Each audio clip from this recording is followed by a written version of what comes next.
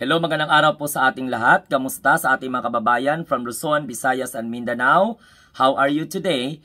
Kung saan man kayo naroroon, na sana nasa mabuti kayong kalagayan habang kayo po ay nanonood at kumukuha ng mga kaalaman sa ating munting channel.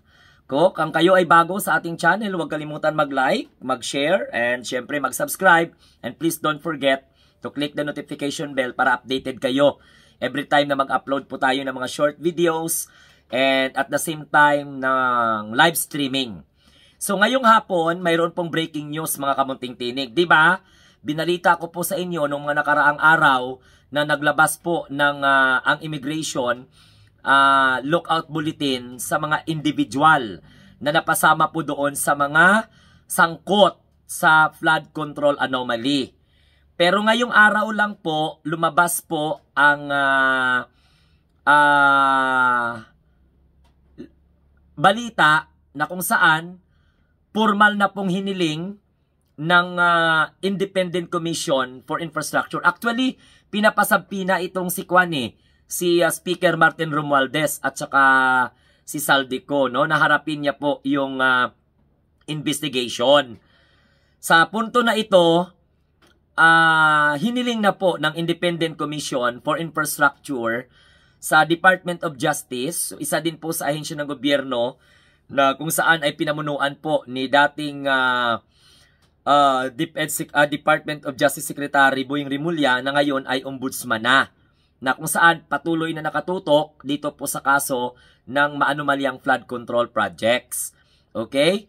So ngayon, dahil formal ng hiniling ng ICI, malamang a-action po ang Department of Justice na i-include na po, no? I-include na po sa Immigration Lookout Bulletin itong sinadating House Speaker Martin Romualdez at saka yung resigned congressman na dati pong chairman ng Committee on Appropriation na sangkot sa mga insertion, no? Na lumabas sa mga pandinig ng Infra Committee and at the same time ng Senate.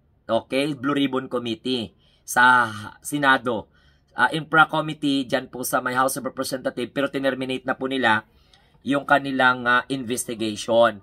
So, hindi lamang po ito ang kasali sa Immigration Lookout Bulletin. Hindi lamang si Saldico, hindi lamang si Speaker Martin Romualdez. Kasi ang mga Duterte Dehad supporters, nagrereklamo sila bakit daw po si Martin Romualdez ay hindi po iniimbestigahan. Lahat po yan. Sabi po nga ng ating mahal na Pangulo, lahat po yan. Wala pong kamag-amag-anak, walang kaibigan. Okay, kung tayo ang mag-intindi, walang sisantuhin, walang sisinuhin. Lahat po ng mga nabanggit sa mga pandinig, sa mga lumabas na mga pangalan sa investigation, lahat po yan ay iimbestigahan.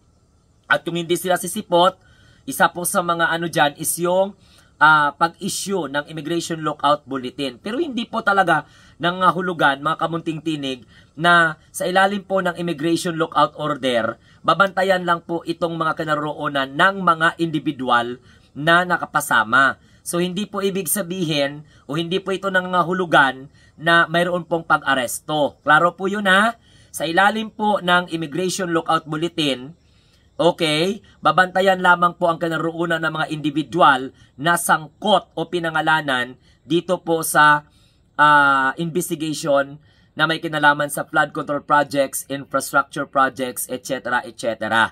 So, wala pong arestuhan na mangyayari. Pero balik tayo doon, aside kay Saldico, aside kay Martin Romualdez, sinali na din po or sinama na rin po itong pangalan ni Chis Escudero, Jingo Estrada, at mga dating senador na si Bong Revilla at saka si Nancy Binay.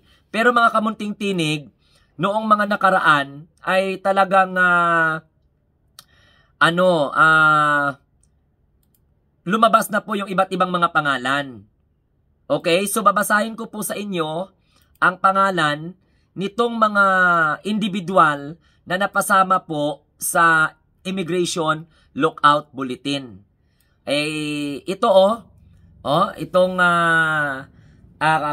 ngayon October 8. So October 8 si nakadating pa from Independent Commission for Infrastructure Chairman, Office of the Chairman, October 8 ang nakalagay, address pa po kay Secretary Remulla bilang DOJ Secretary. Ang subject, urgent request for issuance of an immigration lookout bulletin. Nakalagay po dito, sabi dito po sa kanilang letter sa ating Department of Justice Secretary na by virtue of the powers bestowed upon the ICI or Independent Commission for Infrastructure and pursuant to its mandate, okay, under Section 2 in relation to Section 3 Executive Order number 94, yun na nga yung pagbuo ng ICI. The ICI seeks assistance to the Department of Justice and request, okay, the issuance of an immigration lookout bulletin against the individual subject. Nanguna po dyan si Congressman Ferdinand Martin Romualdez Sr. Andyan din po si Senator Joseph Ejercito, tawag nito Francis Joseph Chis Escudero. Ayan. Senator Jose Jingo Estrada. Kasali po dyan si Bong Revilla Jr. Mayor Maria Lourdes Binay ng Makati, no? Commissioner Mario Lipana ng Commission on Audit, Marilo Lauria Lipana, asawa po ito ni Commissioner, Undersecretary Bernardo. Kasama po diyan si si Undersecretary Olaybar, Carlin Villa, Congressman Roman Romulo, yan, Maynard Ngo. Yun yung mga pangalan. Kay Congressman James Jojo Ang, si Congressman Juan Carlos Ataide, kay Congressman Nicanor Nicky Briones. Kasali din po dyan sa Immigration Lookout Bulletin si Congressman Florida Robes, Congressman Eliandro Jesus Madrona, Congressman Benjamin Benji Agarao. Nandyan din po si former congressman. Ayan, kasi may mga incumbent at saka may mga former. So, kasali din po sa Immigration Lookout Bulletin si former Congressman Florencio Gabriel Noel. Si Congressman Leody Tarriela. Kasama po dyan si Congressman Renante Arrogancia. Former Congressman Marvin Rillo. Congressman Teodorico Haresco Jr., Congressman Antonieta Iodela, Congressman Dean Asistio, Congressman Maribico Pilar, District Engineer Loida Busa, District Engineer Ramon D. Banadera, Engineer Johnny Protesta Jr., District Engineer Aurelio Gonzales. Yan. In an initial investigation with due cooperation of diligent, relevant coordinating agency on the Department of Public Works and Highways officials and key officials of certain construction company, yan, allegedly involved in ghost projects and substandard implication of flood control projects, which is a matter under inquiry. Okay? So, yan po ay isa sa mga pahina lamang, mga kamunting tinig. Ang kasunod po niyan, no, ito po ang kasunod na letter ng Independent Commission for Infrastructure kay Department of Justice Secretary Boying Remulla. So, ito po yung page 2. So, ano ngayon ang masasabi ng mga Duterte Dayad supporters? Sabi dito, Republic of the Philippines, Independent Commission for Infrastructure, Office of the Chairman, Commission puts the subject in a relevant position that operates to make him an inevitable personality during the fact findings process.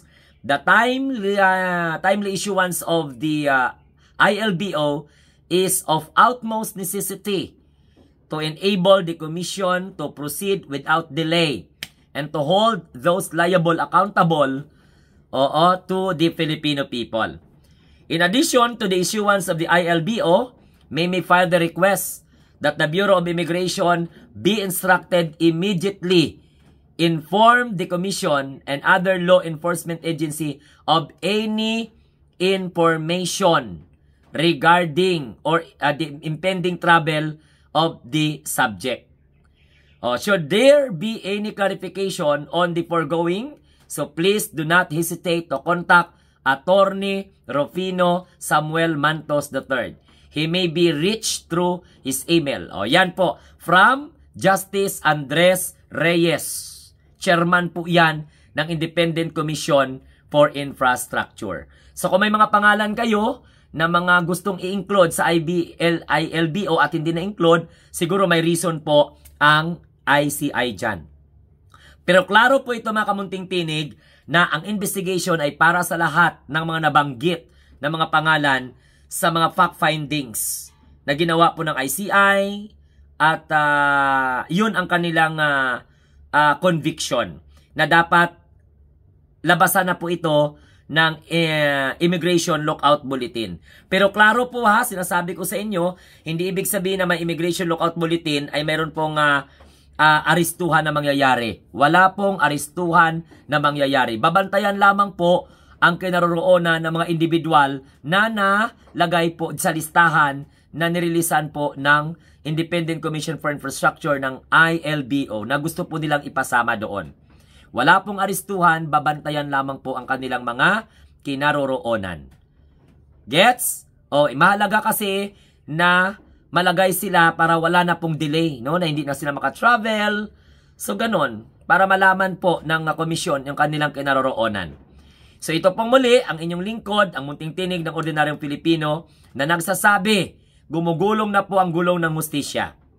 Managot ang dapat managot, magbayad ang dapat magbayad, makulong ang dapat makulong, walang sasantuhin, walang sisinuhin, walang papanigan, walang bias. Kaya ang ating Pangulo hindi po nakikialam sa investigation or fact findings na ginagawa po ng Independent Commission for Infrastructure. Whatever findings they come up after the investigations and series of hearing, okay, they can recommend it to the Office of the Ombudsman to really move for demolition or prosecution.